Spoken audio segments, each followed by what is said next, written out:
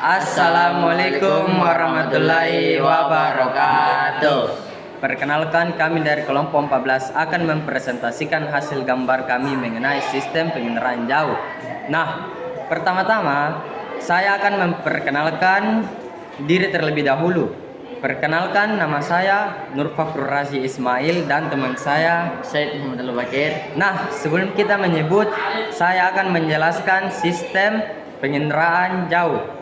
Mari kita ketahui, jauh sendiri adalah ilmu, seni, dan teknik untuk merekam benda, gejala, dan area permukaan bumi dari yang jarak yang jauh tanpa adanya kontak langsung. Nah, itu adalah sistem penginderaan jauh. Jadi sama seperti saat kita memotret atau kayak kita selfie. Bedanya, kalau kita selfie yang difoto adalah kita kalau penginderaan jauh yang diambil adalah permukaan bumi. Nah, gimana sistemnya? Penginderaan jauh mencakup beberapa komponen yang menjadi satu kesatuan hal. Jadi kalau salah satu komponennya kurang bekerja dengan baik, maka pengendaraannya juga akan menjadi kurang baik. Nah, pertama komponennya adalah sumber tenaga, kemudian atmosfer, lalu ada sensor, kemudian ada interaksi dengan objek, lalu ada pengolahan data dan para pengguna. Nah, yang pertama tentang sumber tenaga. Sumber tenaga sendiri dibagi menjadi dua. Ada sumber tenaga aktif, ada juga sumber tenaga pasifik. Kalau sumber tenaga aktif itu adalah sumber tenaga yang diciptakan oleh manusia. Atau dibuat oleh manusia, misalnya seperti Blix. Nah, sumber tenaga aktif ini biasanya disimpan langsung di sensornya, jadi bisa digunakan ketika malam hari saat tidak ada matahari. Nah, kalau sumber tenaga pasif adalah sumber tenaga yang berasal dari matahari. Nah, kalau penginderaan jauh pasifik ini biasanya hasil gambarnya itu hasil penginderaan jauh.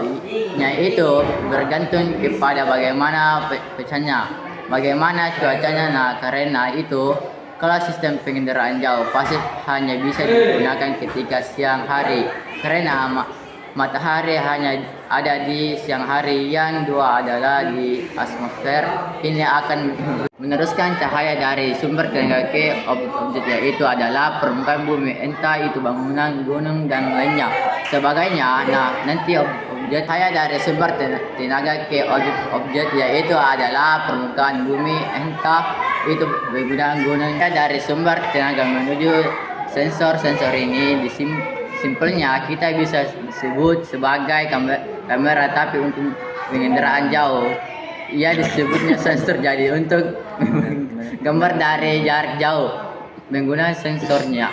Gunakan sensor. Alat untuk membawa sensor ini disebut wahana. Wahana itu biasa berupa satelit, bisa berupa balon udara, bisa berupa pesawat. Intinya yang membawa sensor nanti, sensor itu akan mengolah data ayah sensor berdasarkan proses pengambilannya berbagi menjadi dua. Ada sensor fotografik dan ada sensor elektrofik. Kalau sensor foto tetapi akan menghasilkan citra foto. Kalau sensor elektronik akan menghasilkan citra non foto. Nah, nanti sensor akan mengolah data dan menghasilkan data berupa data digital dan ada juga data virus. Kalau data digital ini seperti data-data yang menggunakan angka, misalnya titik koordinat dan lain sebagainya. Kalau data visual adalah data berupa foto atau hal lain yang bisa kita lihat langsung dan bisa kita mengerti seperti fotonya. Oh, ternyata ini Yogyakarta tuh seperti ini. Oh, ternyata Bandung seperti ini, tapi kita tidak mengetahui bagaimana letak koordinatnya di mana. Nah, kalau yang seperti itu ada di data digital. Kemudian setelah adanya proses data, setelah menghasilkan data, maka HNDC komponen yang terakhir adalah pengguna data. Pengguna data ini adalah bukti berhasilnya penginderaan jauh. Jadi kalau misalnya para pengguna data ini mengerti dan memahami, kemudian bisa memaksimalkan apa yang mereka lihat dari hasil penginderaan jauh.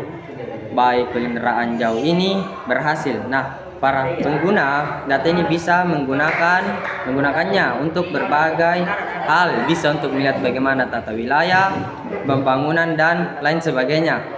Nah, sekian yang dapat saya sampaikan mengenai penginderaan jauh dan sistem penginderaan jauh. Terima kasih. Wassalamualaikum warahmatullahi wabarakatuh.